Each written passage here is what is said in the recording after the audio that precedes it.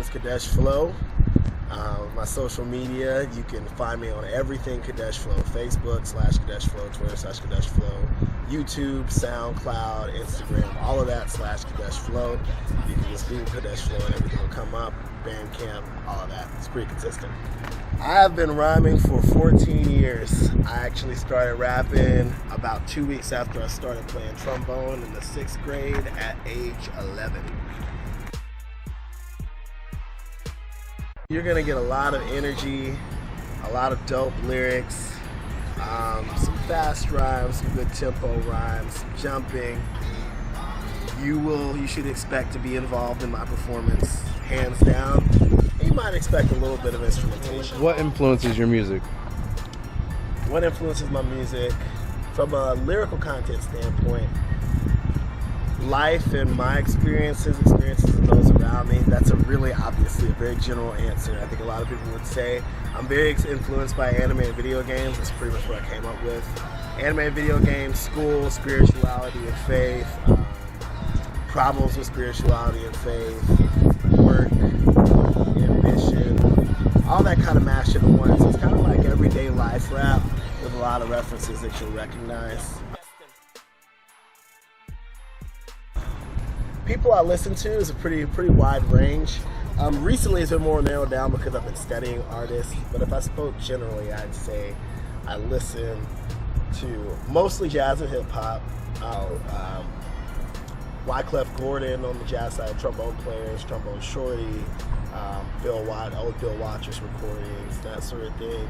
On the hip hop level, it's definitely, the guys are talking about stuff.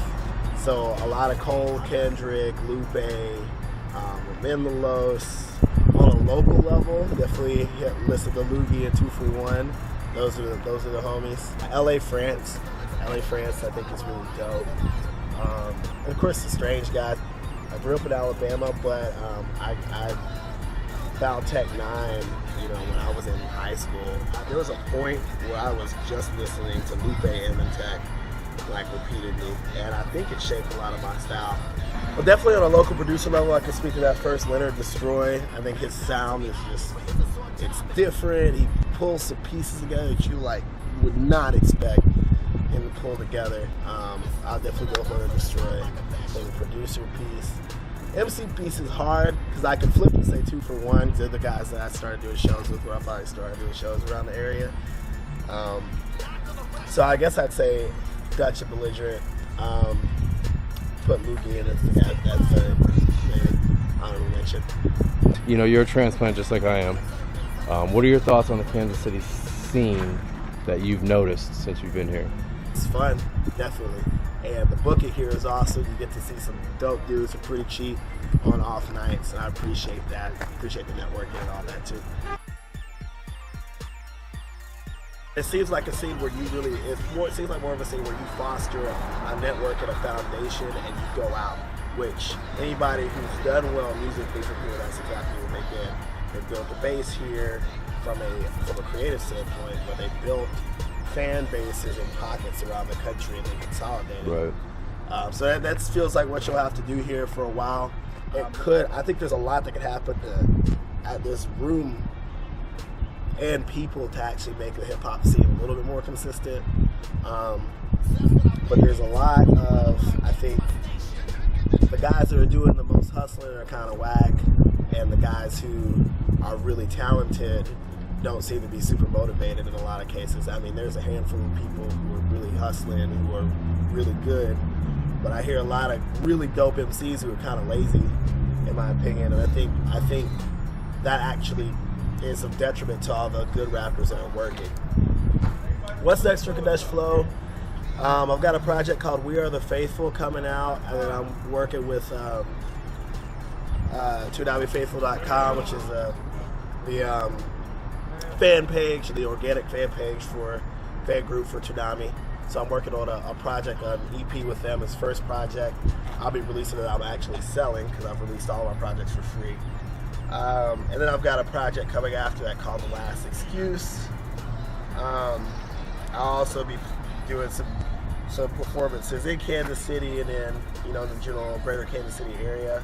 I'm also one of the headliners for Fan Expo Dallas in May, and I'll be doing some other conventions and festival type of things throughout the years as time progresses. So there's a lot on the plate, a lot on the table. Working, man. Building those pockets outside of Kansas City. What do you love most about Kansas City? What's the best? What I love the most about Kansas City, see, just the eclectic nature of the creative scene here and how many talented, accessible people there are.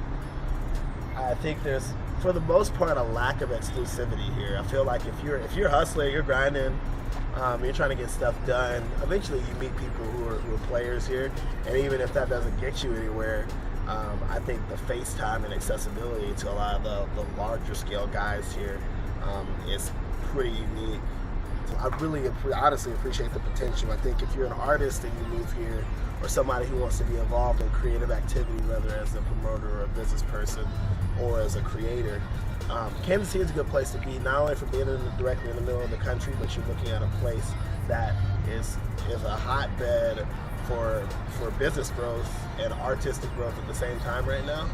There's a lot of really cheap equity here. So as an artist, you have an opportunity to build here and have middle of the country access with all the direct flights and things that the airport has, where you can really, it's really not hard to build in other places. Right. With the way that the city's set up for you to get in and out and then live cheaply here.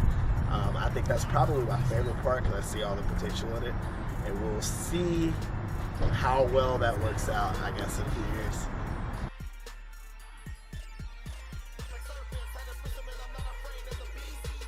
How long have you been here? I've been here 20 months. 20 months? Like a baby. Yeah. We haven't You got say to, months till it gets to 2 years, is it? Yep.